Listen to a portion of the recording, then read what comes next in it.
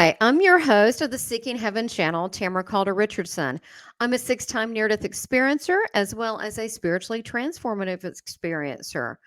I talk to spirit people as well as ascended masters, and I've had experiences with UFOs as well as talking to ET beings, and I've seen fairies and cryptid and so much more.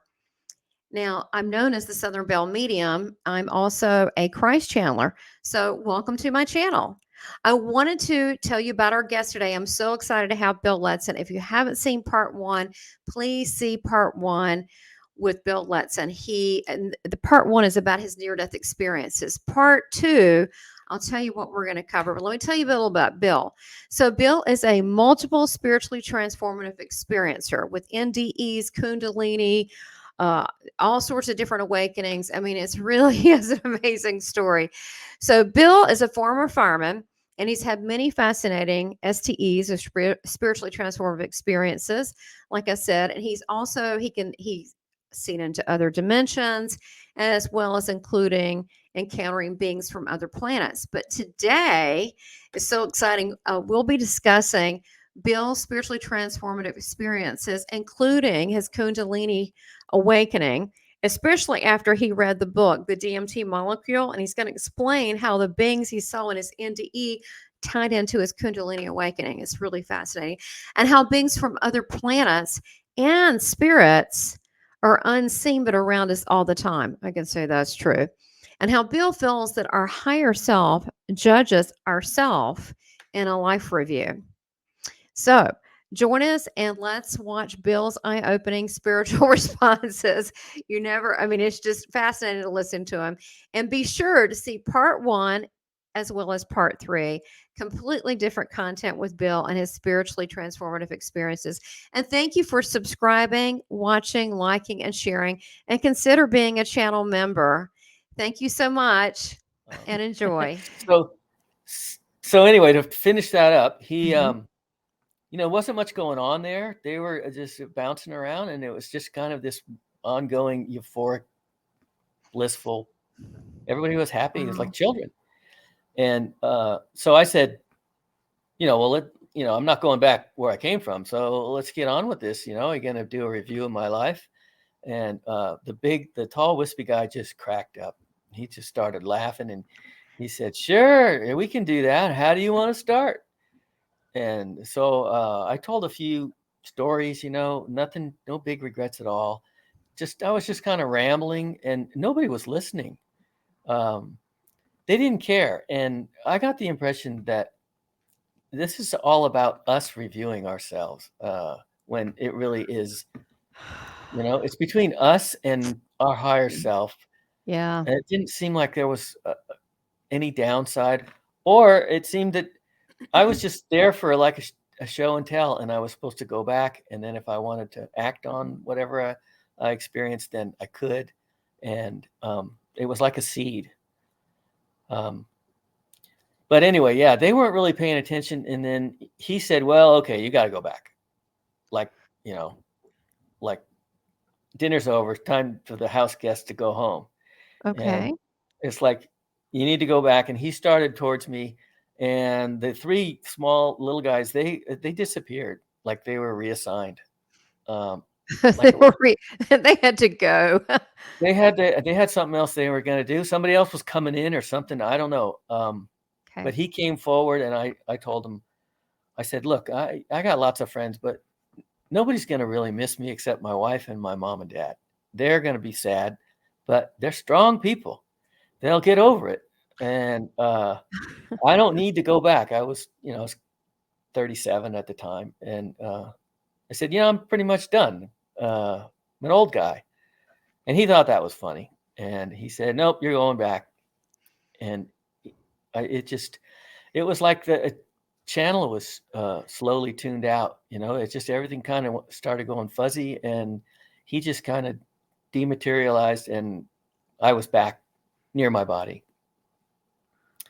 Wow. That's So amazing.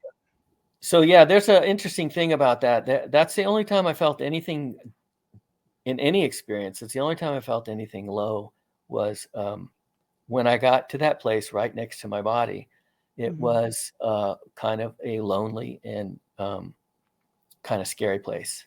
I didn't want to be there. And Mm-hmm. I think that's where we are. We're in these vessels and we think we're an individual.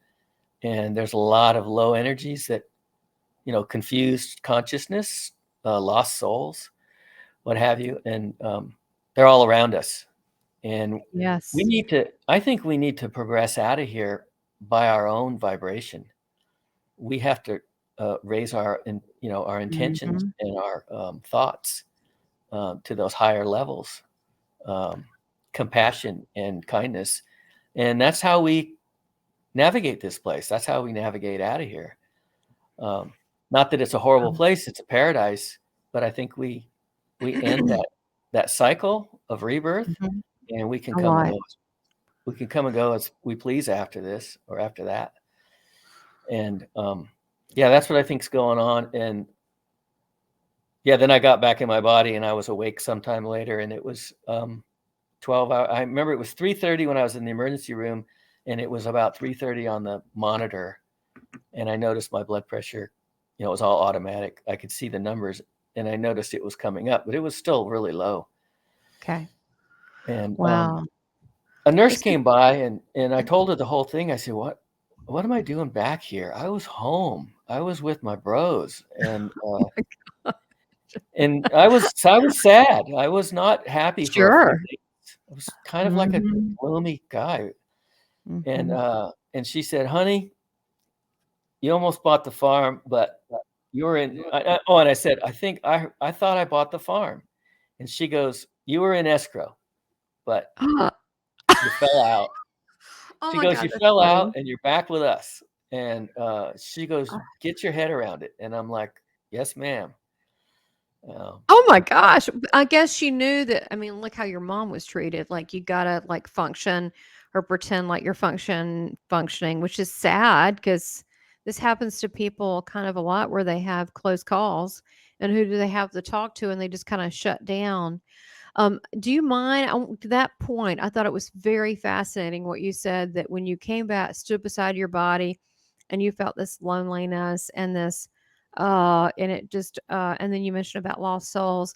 I thought that again, I'm going to call you Wisdom Bill. That was a lot being said in that moment because I think that's the state of a lot of people that feel like that they are alone and it's the lie and then there are yeah, darker entities without going down that road. We'll go back and talk about Babe again, the pig. But there are that take advantage of our lower vibration of being sad or depressed or what have you, or times that everybody gets like that, of course, and that they because this planet is three dimensional, well, positive vibration negative vibration, and then whatever's in between. So I think that these lower entities, some are human, some are not. They try to take advantage of that, and I think that's why it's so important. I tell people, and you just said it, it's so important to just do what you can to raise your energy, sing, skip, this, that, right?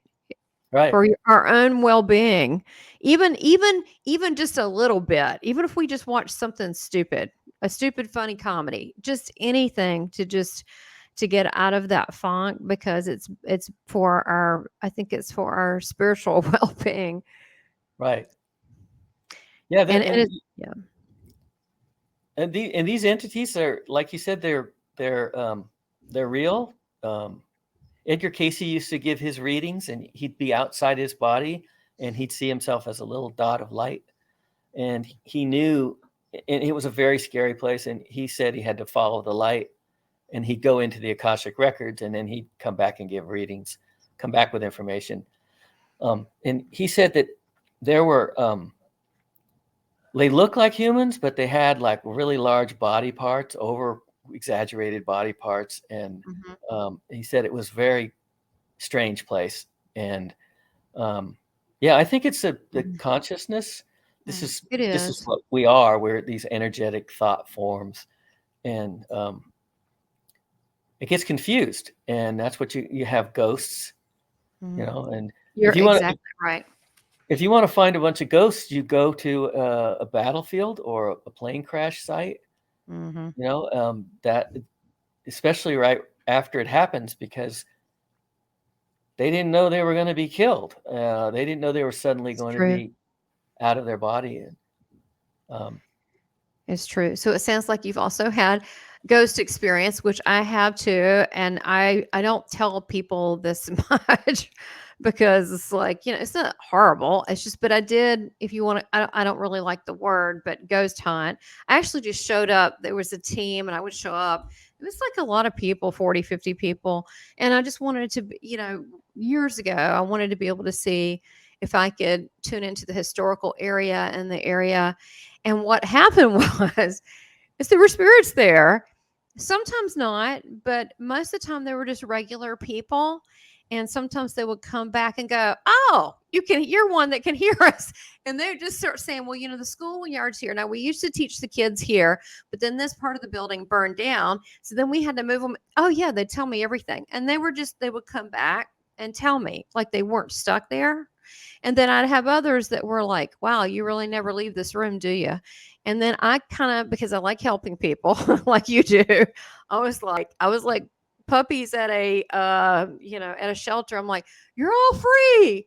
Go to the light." I did, and I was like I would ask Jesus to stand there, and all the bitchy ones, I would say, "Talk to him. He'll listen." There you go. And I have the archangels, and I'd create this portal, and I would say, there you go. And then a lot of times their loved ones step through the portal and they'd see, "Oh my God, there they are, my person." So I was really bad for business because I was forever trying to cross people over, and they like haunted places. You know what I mean? yeah. So they didn't. I was not good for business. So I thought, well, this isn't very good for me. And then I was like a therapist to the spirit world. And I'm like, "Yeah, tell me more." "Well, I'm really sorry that happened, but it's been a long time ago. I think it's time to let that go." And so, That's good advice. That's perfect advice. Yeah, yeah, and that is I think that is the whole thing, is that they're confused. And they are. when I left my body, I was still me. In my near-death experience, That's I, right. I had my same sense of humor, my same outlook, my same, smart assy side, and that's who we are. That is going to be persistent on the other side. Yeah. And if you're confused, if you're an alcoholic or a meth smoker, you're going to be seriously Mhm. confused, and your energy is going to be really low. These are all depressants, Yeah. and it can take eons to figure it out. Everybody makes it back, but it could take a long time to figure it out and head towards the light. That's always the story. I do have compassion about that. And I know there are people that do have ministries that help cross over confused spirits and so forth. But what I will, that's a whole topic in itself. But what I will say is that there is a little bit of danger if a spirit person has been here a while, and especially if they have a horrible attitude and then they start trying to hurt the living. That usually brings in, sorry, not gonna, people don't like this word, demonic activity. And so now you got a bigger problem, and now it's a mess. And then sometimes they trap other spirit. It's complicated. So I don't particularly like doing this. I'm only do it when it's told, but I do have compassion. But it does get complicated. There was a place I went to that was, a woman wanted to buy it was a building. And I said, "Why don't you walk around the building and see what you get?" He goes, "What do you mean?" I said, "Trust your judgment, walk around." And she goes, "Well, that's a funny place." And I said, "Yeah, what is that?" It was what do you call it? An incinerator where they burn people's ashes. I said, "Yeah, this isn't a place. This isn't just a regular house." And then all of a sudden I felt, I mean, really a lot, like 100 or 2 people. I could see them in there and they were being trapped by something. I said, "Okay, well, this is," and they wanted to go home.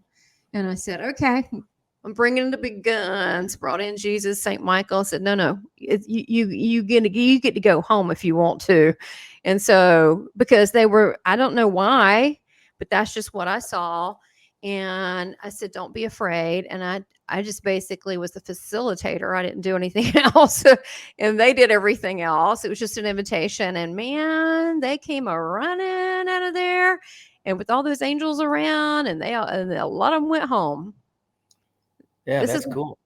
It is cool, but you can, it's our intention and is, to help. And I also, when anything high rank, I always bring in, I say the big guns, but I bring in pure divine energy, Christ, I'm not against Mother Mary. Sure, you can help too. Come on.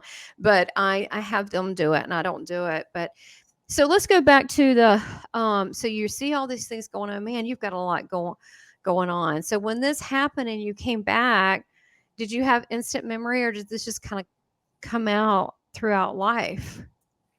Instant memory of my NDE. Mm-hmm. Oh yeah, yeah, I knew it exactly, and I told everybody. And the doctor told me I was crazy, and my wife, thought I was a kook and stuff. And when I got back on duty, I told a few guys, and I learned to keep it quiet. But the word was out there. They knew that something happened to Letson when he was, in the hospital. Right. And so if somebody was having trouble, they were losing a child or they lost their wife or something, Yeah. they would come and I would tell them there's absolutely nothing to worry about. Your loved one is in absolute paradise, and they're home. We've got it all backwards. This is a wonderful transformation when we die. And so yeah, that was my story for a while. And That was positive though. I mean, it's not like it's a big secret. People are born and people die. I mean, they probably were happy to hear that, right? yeah, it was always positive because it is always positive. Everything that we have down here, all these low emotions and feelings, they don't exist on the other side. They're here for us to come, and it's like we're going into the spook house at the carnival, and we get to come out of the spook house when we're ready, and we go home, and it's a wonderful experience, but it's not real, and you know, Well, I guess it's real for us now. And right. it is one aspect of reality. But I can, to piggyback on that, when I was there, I could breathe really good. I was totally healthy. I could breathe underwater. You just felt like everything was good. You didn't get harm. And it looked like here. I mean, to me, not saying yours would have been, I'm saying it, when, think about it. Didn't it make sense? Not that I haven't been out in the cosmos, I have. But what I'm saying is that you hear, what was it? Jesus said, like heaven, like earth. Well, what does that mean? It might look like here. I mean, it could be another planet too, but it might look like here. So, I have guests from different places. They go, "Oh my God, your place is so beautiful. It looks like here." I'm like, "Well, why wouldn't it look like Europe? Why wouldn't it look other places look like the US or Canada? Why?" I mean, it so it to me it looked familiar. It didn't look like some strange planet like Venus or something like this. It looked very familiar but beautiful. And I think that's what's shocking to people is that life goes on. But why wouldn't we have these loving relationships and then not being able to see them? I mean, that doesn't make any sense to me. Right. What helped me was, I say this a lot, I hope I meet her someday, was Dr. Mary Neal. Um, when she crossed over and with these light beings, she was instantly, she had that drowning accident in Chile, Yeah. and Yes. she peeled away from her body, and it was effortless and it was joyful, and she was with these light beings immediately. And she said, I knew them forever. And she said, I would look at one and I wouldn't see them as my father, but I've seen them as 1,000 different relatives, a daughter or an aunt or Characters. characters. And Mhm. we're playing these parts in this movie. And when we get over there, it's like, I'm so glad that movie's over because I had a rough time there. Or that was a You're wonderful movie. you're right. It is. There it to it is like that. I mean, I've done a lot of past life. It's just something that just happened. I didn't say, "Oh, I'm going to do past life." I think it was years ago, 25 years ago or so. I said, "Yeah, give it a shot." And then I was like, "What is going on?" Okay. And then I had to come back and kind of sort that out. And then I was like, "Oh, maybe I should try some more of this." So it was more like it didn't really. Most of the stuff I do spiritually, I don't really. It just happens, I'd say it just happens, but it just unfolds. It's not like I'm, really wanting that. And I can say a lot of these people that I know now where characters played a different part in past life. And there's certain people I know right now, no names, that I'm finishing up some, you might want to say karma. But it's all about love, right? So you're finishing Right. up, maybe if it didn't end well, maybe you're just like sorting it out in a loving way and allowing people to be whatever they are. And I also remember like my mom being my daughter, you know, which Right. I act like the mom. She acts like the kid. Right. It Yeah, that's a reoccurring story that we're coming. I remember there was this one guy. He was changing his son or something, or he was tucking his son in, and it was like 4 years old, and he looked up at his dad and he said, "Last time I was tucking you in," and his dad, asked him some questions. He had this whole story. Kids, that thing Yeah, about sleep and waking and sleeping and dreaming, when you're right there, when kids are getting ready to go to sleep, they are in touch with the divine, and they'll yeah. say the dangest things. Mhm. Uh, so yeah, that was one of those circumstances. Yeah, So absolutely. So, like you said, we're eternal. So now this new part of you is opened up spiritually. How did unfold with the Kundalini, with all of that? How did that come? You said that started, but when did is it unfolding? But when did that actually start? Was it before the NDE or after the NDE? well, I think the NDE happened, and I think that was a seed. I really do. Oh, And then okay, that kind of got it going. Okay. and it sat there forever. And in 2010, I retired, and that fire department shift, that bell's going off. You don't go deep into that sleep thing. It's kind of interrupted. And shift work people in general, um, you get your sleep. Sleep's very important. Yeah, That's when we travel. And so I true. was sleeping better after 2010. I was sleeping way better, and I got this. You watch Netflix. I had something on, taking a lunch break or something, to put a movie on, and it came up and it said the movie that suggested for you that thing, and it said DMT, the spirit molecule, and I'm like, that's like a drug movie. Why would it suggest that to me? And I resisted it, and then it came again, and I'm like, all right, whatever this is. So I put it on, and Rick Strassman, Dr. Rick Strassman, he did this thing with DMT where he infused DMT into 80 volunteers, and then they had this experience where uh, they left their bodies, and he was just so legit. I really liked him. So later it said, you should buy the book. And I said, yeah, sure, I'll buy the book. Something came up on Amazon. You should buy this book. And I just watched the movie. I've never done that before. So I bought the book. And when I got to chapter 13 and 14, it's called Beyond the Veil. That's when his Oh, volunteers, the testimony was that they were seeing these three short, dumpy, hooded, uh, funny guys and oh a my tall, wispy guy that was in charge. God. And that shocked me. It was one after another, and that shocked the hell out of me. I had to drop the Oh book. man, what's the name of the book? I got to get it. It's called DMT, the Spirit Molecule. DMP or T? DMT, DMT, dimethyltryptamine is what it's short for. Okay. And it's called what? DNT, the DMT, the Spirit Molecule. MT, the Yeah, spirit this is molecule. right up your alley. Oh my, it really is. Go ahead. And they do that to me too. Like, you need to read this. I'm like, why do I read that? That just looks weird. That looks like, what's that Egyptian weird stuff? And they're like, no. Lately, I told you it's a sacred geometry. Why do I need to look at this? They're like, no. And then you're like, it's stuff you've already been thinking or know, but don't know what it means. It'll be, they do that to me and I argue. Go ahead. This is Yeah, great. and you're hearing the stuff about Egyptian sacred geometry.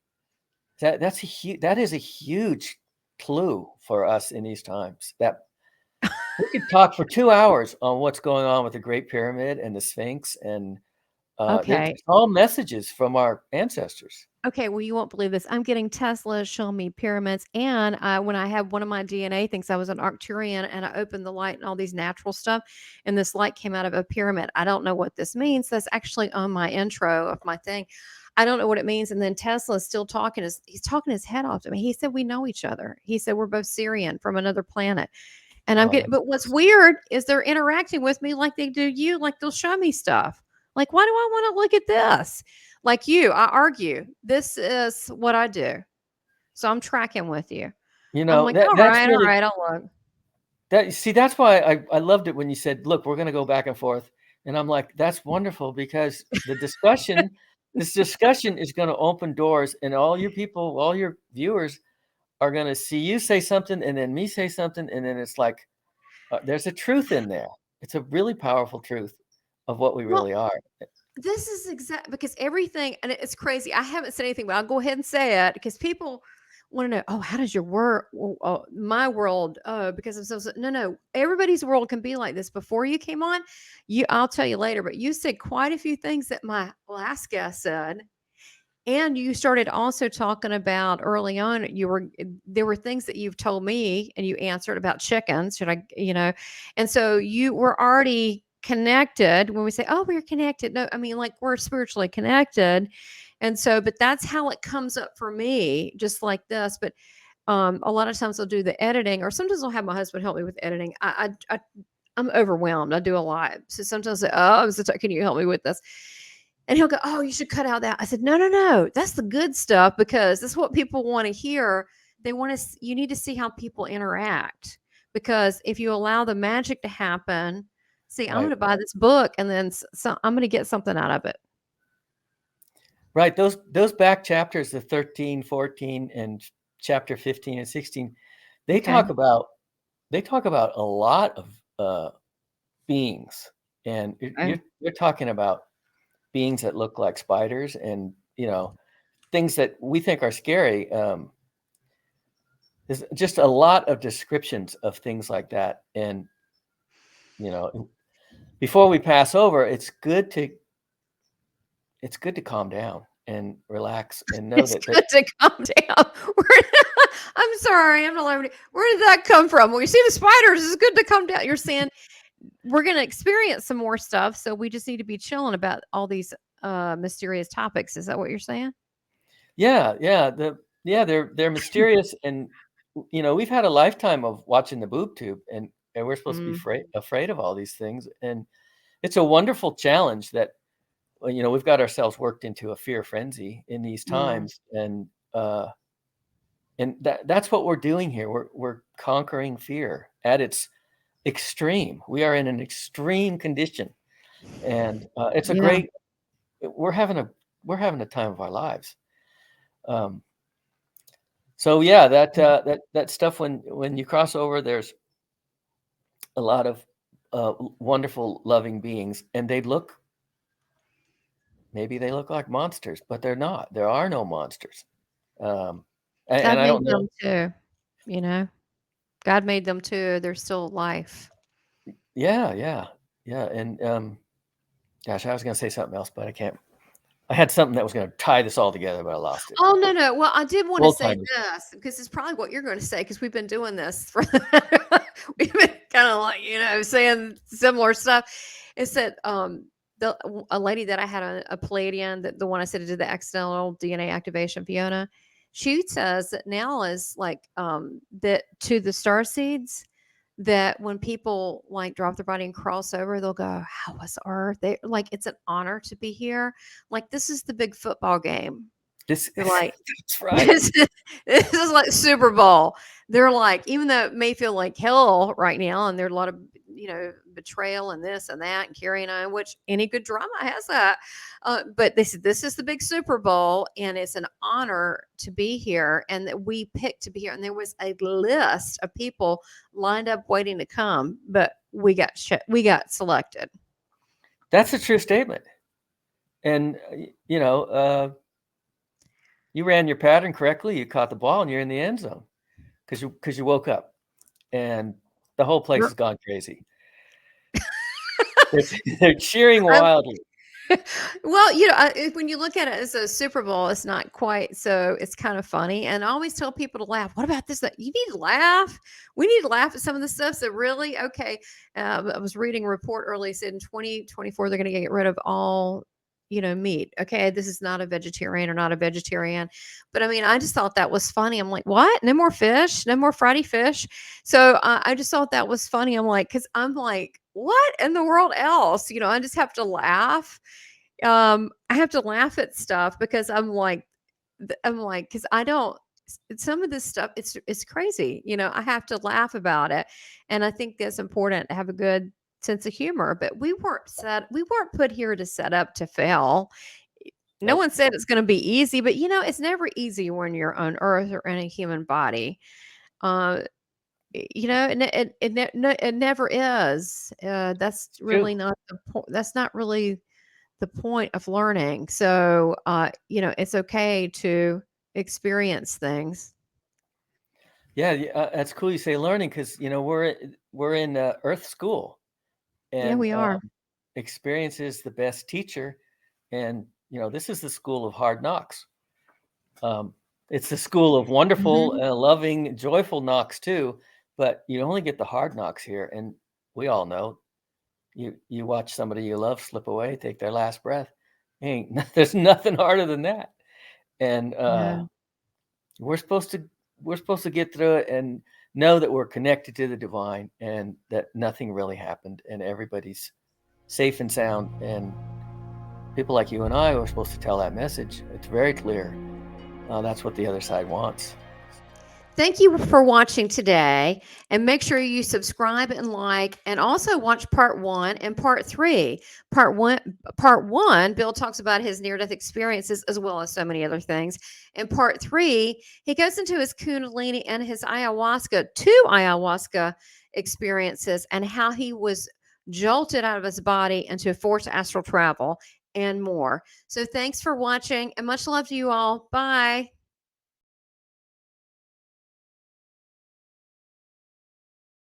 Please subscribe, like, and make comments, and support this channel by becoming a member. Thank you for your continued support.